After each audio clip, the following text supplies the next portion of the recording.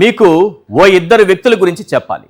ఆమె silver screen పైన చిన్న నటి, అతను పొలిటికల్ స్క్రీన్ పైన మహానటుడు. ఆమె బడా బడా పారిశ్రామికవేత్తలకు వల విసురుతుంది. అతను ఓటర్ల పైన హామీల వల విసురుతాడు. ఆమె అందంతో ఆకట్టుకుంటుంది, అతను అబద్ధాలతో ఆకట్టుకుంటాడు.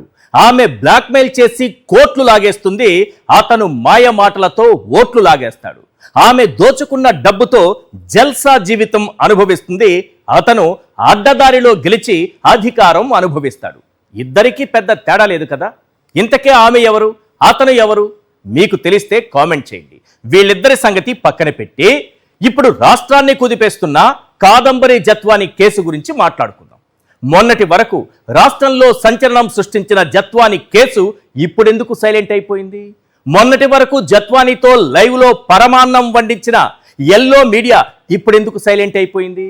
ఎందుకంటే ఆ పరమాన్నం చల్లారిపోయింది కాబట్టి, ఆమె ఒక బ్లాక్మెయిలర్ అని తేలిపోయింది కాబట్టి, ఇదే విషయాన్ని సిఐడి తన ఛార్జ్ షీట్లో స్పష్టంగా రాసుకొచ్చింది కాబట్టి. మరి మా చంద్రబాబు గారు ఈ బ్లాక్మెయిలర్కు చేసినటువంటి రాచమర్యాదలు ఏమైపోవాలి? ఆమె కోసం తెప్పించిన స్పెషల్ ఫ్లైట్ ఏమైపోవాలి? ఆమెకు చేయించిన ప్రోటోకాల్ దర్శనాలు ఏమైపోవాలి? ఆమె చుట్టూ చేతులు కట్టుకుని నిలబడ్డ మా ఎల్లో ఖాకీలు ఏమైపోవాలి? తక్షణమే జత్వానీకి న్యాయం చేసేస్తా అని ఎగిరెగిరి గంతేసిన మా అనితమ్మ ఏమైపోవాలి? చంద్రబాబు రాజకీయ కక్ష సాధింపులకు బలైపోయిన ఆ ముగ్గురు ఐపీఎస్ల కథకు ఎలా ముగింపు పలకాలి? వీటన్నింటికీ సమాధానం రావాలంటే ముందుగా ఎవరి కాదంబరి జత్వాని, ఏమిటా కేసు అనేది తెలుసుకోవాలి. ముందుగా ఒకసారి స్క్రీన్ పైన చూద్దాం. మొదటి నుంచి సినిమా మొదలు పెడదాం. అసలు ఈ సినిమా క్లైమాక్స్కి వచ్చేసింది, కానీ మొదటి నుంచి టైటిల్స్ నుంచి మనం ఈరోజు సినిమాను చూద్దాం. రైట్, టైటిల్స్లో ఫస్ట్ పడుతోంది sir. First question, Kadambari Jethwani. ఎవరి కాదంబరి జత్వాని? ఇది మనందరం తెలుసుకోవాల్సినటువంటి అంశం. ఒక 10 పాయింట్లలో చెప్పేస్తాను ఎవరి ఈమె అన్నది. ఎలా చెప్పేస్తారు అంటే, దేశవ్యాప్తంగా ఆమె పైన నమోదైనటువంటి కేసుల ఆధారంగా, ఆ కేసుల్లో వేసినటువంటి ఛార్జ్ షీట్ల ఆధారంగా ఆమె ఎవరో తెలుసుకునేటటువంటి ప్రయత్నం చేద్దాం. ఫోటో ఎలాగూ క్లియర్గా మీకు కనిపిస్తోంది. ఒక్కసారి ఈ పాయింట్స్ చూడండి సార్, ఒక్కసారి ఈ పాయింట్స్ చూడండి. కాదంబరి జత్వాని ఒక మోడల్, 4-5 సినిమాల్లో నటించింది. అంటే ఒక జూనియర్ ఆర్టిస్టో లేకపోతే చిన్న చిన్న క్యారెక్టర్లు వేసినటువంటి ఒక మోడల్, సినిమాల్లో కూడా అవకాశాలు తెచ్చుకుంది. నగరాల్లో హై ప్రొఫైల్ ఫంక్షన్లకు తరచూ హాజరవుతుంటుంది. ఎక్కడ పెద్ద పెద్ద వాళ్ళు వస్తారో, బడా బడా పారిశ్రామికవేత్తలు వస్తారో, బిగ్ షాట్స్ వస్తారో, అక్కడ హై ప్రొఫైల్ ఉన్నటువంటి వ్యక్తులు ఎక్కడైతే కలుస్తూ ఉంటారో, ఎక్కడైతే అలాంటి ఫంక్షన్లు జరుగుతూ ఉంటాయో ఆ ఫంక్షన్లకు ఆమె హాజరవుతూ ఉంటుంది. ఒక సినీ నటి అనే పేరుతో, అలాగే ఒక మోడల్ అనేటటువంటి పేరుతో ఆమె హాజరవుతుంది. ధనవంతులు ప్రముఖులకు వల విసురుతుంది. ఇది చాలా కీలకమైనటువంటి పాయింట్. ఇది చాలా కీలకమైన పాయింట్. ప్రేమ పేరుతో తీయని మాటలు, ఆ తరువాత వసూళ్ళు. ముందుగా ప్రేమ పేరుతో తీయటి మాటలు కలిపి ఆ తరువాత వాళ్ళని బ్లాక్మెయిల్ చేస్తుందనేది ఒక కేసు ఆధారంగా. అనేక కేసులు ఉన్నాయి దేశవ్యాప్తంగా. మన రాష్ట్రంలో ఆంధ్రప్రదేశ్లో నమోదైనటువంటి కుక్కల విద్యాసాగర్ అనేటటువంటి వ్యక్తి ఆమె చేతిలో మోసపోయిన సందర్భంలో పెట్టిన కేసు ద్వారా మనకు తెలుస్తోంది ఏంటంటే, ఆ కేసులో సిఐడి వేసినటువంటి ఛార్జ్ షీట్ ద్వారా మనకు తెలుస్తోంది ఏంటంటే, ఆమె ప్రేమ పేరుతో తీయని మాటలు కలిపి ఆ తరువాత బెదిరింపులకు దిగి ఆ తరువాత కోట్లు పిండేస్తుంది, రాబడుతుందనేది చాలా క్లియర్గా అర్థమవుతోంది. అందుకు సంబంధించిన ఆధారాలన్నీ, ఛార్జ్ షీట్లో ఉన్న వివరాలన్నీ మరి కాసేపట్లో మీకు నేను చూపిస్తాను. సన్నిహితంగా ఉండే ఫోటోలు, వీడియోలతో బ్లాక్మెయిల్, ఇది ఆమె చేతిలో ఉన్నటువంటి ఆధారాలు. ఈ ఆధారాల్ని చేతిలో పెట్టుకుని ఏం చేస్తుంది అయ్యా అంటే, ఫోటోలు వీడియోలు తీసిన తర్వాత వాళ్ళను బ్లాక్మెయిల్ చేస్తుంది. సమాజంలో పరువు పోతుంది, కుటుంబ సభ్యుల మధ్య పరువు పోతుంది, తన సన్నిహితుల దగ్గర పరువు పోతుంది, లేకపోతే తను చేసే వ్యాపార సంబంధాలు కలిగినటువంటి వారితో ఉన్నటువంటి సంబంధాల్లో అక్కడ మనకు పరువు పోతుంది అనేటటువంటి భయంతో వాళ్ళందరూ ఆమెకు సమర్పించుకోవాల్సి వస్తుంది. ఏం సమర్పించుకుంటారు? ఆమె ఎంత అడిగితే అంత సమర్పించుకోవాలి. సినిమాల్లో ఫస్ట్ టైటిల్లో వేస్తారు కదా, ఫలానా వాళ్ళు సమర్పించు అని. సేమ్ ఇప్పుడు టైటిల్ అని చెప్పాను కదా నేను, వీళ్ళు కూడా సమర్పించుకుంటారు. ముందుగా ఆమె తీయని మాటలతో సమర్పించుకుంటుంది మాటల్ని.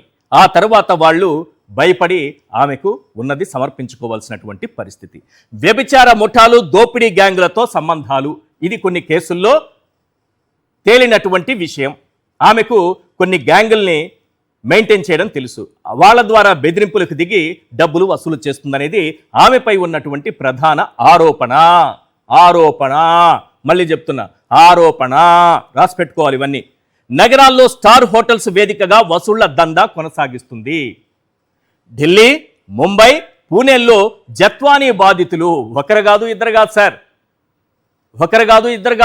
జత్వానీ బాధితులు అనేక మంది ఉన్నారు. పరువు సమస్యతో బయటకు రాని మరింత మంది బాధితులు అందరూ కూడా బడా పారిశ్రామికవేత్తలు అని ఎందుకు అంటున్నానంటే, వేల కోట్ల రూపాయలు పెట్టుబడి పెట్టేటటువంటి స్థాయి ఉన్నవాళ్ళు, 100 కోట్లు కాదు, వేల కోట్ల రూపాయలు పెట్టుబడి పెట్టగలిగినటువంటి స్థాయి ఉన్నవాళ్లే పెట్టుబడిగా ఈమె తన వ్యాపారాన్ని కొనసాగిస్తోంది. దేశవ్యాప్తంగా పలు పోలీస్ స్టేషన్లలో కేసులు. ఇప్పుడు ఒక చోట అయితే పర్లేదు, దేశవ్యాప్తంగా అందరూ ఈమెపైన ఎందుకు కేసులు పెడతారు? బెదిరింపులకు దిగుతోంది, బ్లాక్మెయిల్ చేస్తోంది, అక్రమంగా డబ్బులు వసూలు చేస్తోంది, ఫోటోలు వీడియోలు ప్రైవేటుగా కలిసి ఉన్న సందర్భంలో తీసి గ్యాంగుల ద్వారా బెదిరింపులకు దిగుతోంది అని అందరూ ఎందుకు పెడతారు సార్? ఏ రాష్ట్రంలో ఆ రాష్ట్రంలో ప్రతి ఒక్కరూ ఇదే కేసు పెట్టుకొని పోతారా? వీళ్ళందరూ మాట్లాడుకున్నారా? కాదు. రైట్, నెక్స్ట్ క్వశ్చన్, చాలా కీలకమైనటువంటి ప్రశ్న. రైట్, ఇప్పుడు అసలైన విషయంలోకి వస్తున్నాం మనం. విద్యాసాగర్ కేసులో ఎప్పుడు ఏం జరిగింది? ఇది అసలైన కేసు, ఈ రాష్ట్రాన్ని ఊపేసినటువంటి కేసు. విద్యాసాగర్, కుక్కల విద్యాసాగర్ అనేటటువంటి వ్యక్తి వ్యాపారం చేస్తూ ఉంటారు. ఈ కేసులో ఏం జరిగింది? అతను ఎందుకు కేసు పెట్టారు? విద్యాసాగర్ ఫిర్యాదుతో 2024 ఫిబ్రవరి 2న కేసు నమోదైంది. గుర్తుపెట్టుకోండి సార్, 2024 ఫిబ్రవరి 2న కేసు నమోదైంది. అదే రోజు కోర్టు నుంచి సెర్చ్ వారెంట్, అంతర్రాష్ట్ర అనుమతులు పొందారు పోలీసులు. ఫిబ్రవరి 3న ముంబై పోలీసుల సమక్షంలో జత్వానీ అరెస్ట్ అయింది. అదే రోజు ముంబై మెట్రోపాలిటన్ కోర్టులో హాజరు, ట్రాన్సిట్ వారెంట్. అదే రోజు ఆమెను అక్కడ ఉన్నటువంటి కోర్టులో హాజరుపరిచి ట్రాన్సిట్ వారెంట్ వేసి ఆ తరువాత ఆమెను ఆంధ్రప్రదేశ్కి, విజయవాడకి తీసుకొచ్చారు. విజయవాడకు తీసుకొచ్చి జత్వానీకి వైద్య పరీక్షలు నిర్వహించారు. ఆ తరువాత జత్వానీకి 13 రోజుల జ్యుడిషియల్ రిమాండ్ విధించింది కోర్టు. ఆమె 13 రోజుల పాటు జైల్లో ఉన్నారు. 5 రోజుల పోలీస్ కస్టడీ కూడా కోర్టు అనుమతించింది. పోలీసులు ఆ తర్వాత కూడా కస్టడీ పిటిషన్ వేశారు, మాకు 5 రోజులు ఆమెను విచారించాలి. విద్యాసాగర్ అనేటటువంటి వ్యక్తి నుంచి ఆమె కోట్ల రూపాయలు బెదిరించి, భయపెట్టి, బ్లాక్మెయిల్ చేసి లాగేసుకుంది అనేది కేసు. అదే కాకుండా అతనికి తెలియకుండానే అతని పొలమో ఏదో కొంత స్థలం ఉంది, దానికి సంబంధించి ఆ సైట్ను కూడా తనకు తెలియకుండా అమ్మేయాలని కూడా చూసిందనేది ఆమెపై ఉన్నటువంటి ప్రధాన ఆరోపణ. 2 విఆర్ఓలు, నిందితుల తరపున లాయర్లు వీళ్ళు కూర్చున్నప్పుడు పోలీసులు ఆమెను తమ కస్టడీలోకి తీసుకుని విచారణ కూడా జరిపారు. 2024 మార్చి 12న కోర్టు షరతులతో కూడినటువంటి బెయిల్ ఆమెకు లభించింది. అరెస్టు నుంచి విచారణ వరకు అంతా చట్ట పరిధిలోనే జరిగింది. మరి లాస్ట్ పాయింట్ నా ఇష్టం వచ్చినట్టు చెప్పేశానని మీరు అనుకుంటున్నారేమో. ఇక్కడ 2 కీలకమైన పాయింట్లు చూసుకుందాం. అరెస్ట్ నుంచి విచారణ వరకు అంతా చట్ట పరిధిలోనే జరిగింది. దానికి నేను ఆన్సర్ చెప్తా, ఎలా చట్ట పరిధిలో జరిగిందని చెప్పడానికి. ఒకటి. రెండోది, అసలైనటువంటి కీలకమైనటువంటి పాయింట్, ఈ మొత్తం వ్యవహారంలో ఎక్కడైనా సరే, ఈ మొత్తం వ్యవహారం చూడండి సార్ ఒకసారి, కోర్టులో ఆమె ఏ రోజైనా ఆ 3 ఐపీఎస్ల గురించి ఎప్పుడైనా మాట్లాడిందా? చంద్రబాబు నాయుడు గారు కక్షగట్టి సస్పెండ్ చేసినటువంటి ఆ 3 ఐపీఎస్లు, లేకపోతే పోలీసులు తనను వేధించారని, తనను కొట్టారని, తనను బంధించారని రకరకాలుగా సోషల్ మీడియాలో, తర్వాత ఎల్లో మీడియాలో మనం పరమాన్నం వండించాం కదా ఆమెతో. ఎక్కడైనా సరే కోర్టులో ఆమె పోలీసులు తనను ఇబ్బంది పెట్టినట్టుగా ఒక్క సందర్భంలోనైనా చెప్పిందా? లేదు. పాయింట్ నెంబర్ 1 నోట్ చేసుకోండి. పాయింట్ నెంబర్ 2, అరెస్ట్ నుంచి విచారణ వరకు అంతా చట్ట పరిధిలోనే జరిగింది. ఇదిగోండి సార్ నా దగ్గర ఈ కేసుకు సంబంధించినటువంటి ఛార్జ్ షీట్ కాపీస్. అంతా చట్టబద్ధంగానే జరిగింది. ఆమెను పోలీసులు ట్రాన్సిట్ వారెంట్, ఆమె ఎక్కడుందో జుహూ పోలీస్ స్టేషన్, ముంబైలో జుహూ పోలీస్ స్టేషన్కి వెళ్ళి అక్కడ పోలీసుల అనుమతితోనే, ఇక్కడి నుంచి కోర్టు అనుమతితోనే అక్కడికి వెళ్ళి, అక్కడ కోర్టు అనుమతితోనే ఆమెను ఇక్కడికి తీసుకొచ్చారు. చాలా క్లియర్గా ఇందులో మనకు కనిపిస్తుంది. Based on the report of Kukkala Vidyasagar, which discloses cognizable offence, a case was registered on 02/02/2024 at 6:30 AM in Ibrahimpatnam PS. గుర్తుపెట్టుకోండి సార్, ఇందులో చాలా క్లియర్ కట్ పాయింట్ ఒకటి ఉంది. అంటే ఆ తర్వాత అతని దగ్గర నుంచి prima facie evidence including and intimacy photograph, bank statements అన్ని కూడా పోలీసులు తీసుకున్నారట. ఈ ఛార్జ్ షీట్లో ఉన్న విషయం మళ్ళీ చెప్తున్నా. ఇక్కడ చాలా క్లియర్గా ఒక పాయింట్ ఉంది. On the same day night at about 8 PM obtained search warrant from the Honorable 4th AMM Court, Vijayawada, as well as the Interstate Foreign Passport. Court ద్వారా ఇంటర్స్టేట్ ఫారిన్ పాస్పోర్ట్ తీసుకుంటేనే పక్క రాష్ట్రాల్లో ఉండే వాళ్ళని తీసుకురావచ్చేటటువంటి అవకాశం ఉంటుంది. ఆ పాస్పోర్టును ఇక్కడ 4th AM కోర్ట్ విజయవాడ నుంచి తీసుకున్నాము అని పోలీసులు చెబుతున్నటువంటి మాట. లాస్ట్ పాయింట్ ఒకటి. The accused Kadambari Jethwani and her mother ASHA Jethwani arrested at about 15:30 hours along with his personal and local police personnel of Zuhu by explaining the grounds of their arrest and shifted them to Zuhu police station and drafted mediators report from 4 PM to 5:30 PM and in the presence of mediators. అంతా కూడా చట్టబద్ధంగా జరిగింది sir. ఎక్కడా కూడా చట్టానికి వ్యతిరేకంగా, న్యాయస్థానానికి వ్యతిరేకంగా పోలీసులు ప్రవర్తించలేదని చెప్పడానికి ఇక్కడ కనిపిస్తున్నటువంటి ఆధారం. Next question. ఎస్, ఈ కేసులో ఐపీఎస్లను ఎలా బలి చేశారు మా చంద్రబాబు నాయుడు గారి ప్రభుత్వం? మా చంద్రబాబు నాయుడు గారికి ఆ ముగ్గురు ఐపీఎస్లు అంటే ఈ అమ్మాయి విషయంలో సరిగా వ్యవహరించలేదని, కాదంబరి జత్వానీ గారి విషయంలో సరిగా వ్యవహరించలేదని మీ ఊహకు వదిలేస్తున్నా. మా చంద్రబాబు నాయుడు గారికి, మా ముఖ్యమంత్రి గారికి ఆ ముగ్గురంటే ఎందుకంత కోపం అంటే జత్వానీ గారి విషయం అనుకుంటున్నారు కదా, అనుకోండి. మీరు అనుకుంటే ఏం ప్రాబ్లం ఏం లేదు. రైట్, ఇక్కడ కొన్ని పాయింట్స్ ఇస్తున్నా. అధికారంలోకి రాగానే జత్వానీతో బాబు రాజకీయ విషక్రీడ, ఆగ మేఘాల మీద జత్వానీని రప్పించి ఫిర్యాదు స్వీకరణ, ఎలాంటి విచారణ లేకుండానే అక్రమ కేసు నమోదు. ఈమె కుక్కల విద్యాసాగర్ నుంచి డబ్బులు గుంజేస్తే అది కాదు కేసు, పోలీసులు ఈమెను సక్రమంగా తీసుకురాలేదట, ఇది కేసు. ముగ్గురు ఐపీఎస్లపై కక్ష సాధింపులకు ఆయుధంలా జత్వానీని వాడుకున్నటువంటి ప్రభుత్వం. విచారణ అధికారిగా ఒక జూనియర్ అధికారి నియామకం, మనకు కావాల్సిన వాళ్ళని వేసేస్తాం, వాళ్ళే అన్ని డిసైడ్ చేసేస్తారు. రైట్, ఐపీఎస్ల వాంగ్మూలాలు నమోదు చేయకుండానే నివేదిక, ఆ వెంటనే ముగ్గురు ఐపీఎస్ అధికారుల సస్పెన్షన్. క్లియర్గా సార్ అంతా. నెక్స్ట్, రాజకీయ కక్షలకు ఈ కేసు ఎలా వాడుకున్నారు? జత్వానీ సాకుతో గత ప్రభుత్వంపై బురజల్లే ప్రయత్నం చేశారు. గత ప్రభుత్వ పెద్దల పేర్లు చెప్పేలా ఆమెతో ఒప్పందం చేసుకున్నారు. నటి అరెస్టుకు సీఎంఓలోనే వ్యూహం అంటూ తప్పుడు ప్రచారం మొదలుపెట్టారు. ఇప్పుడు ఛార్జ్ షీట్లో ఎక్కడైనా సరే ఆ విషయాలు ఉన్నాయా?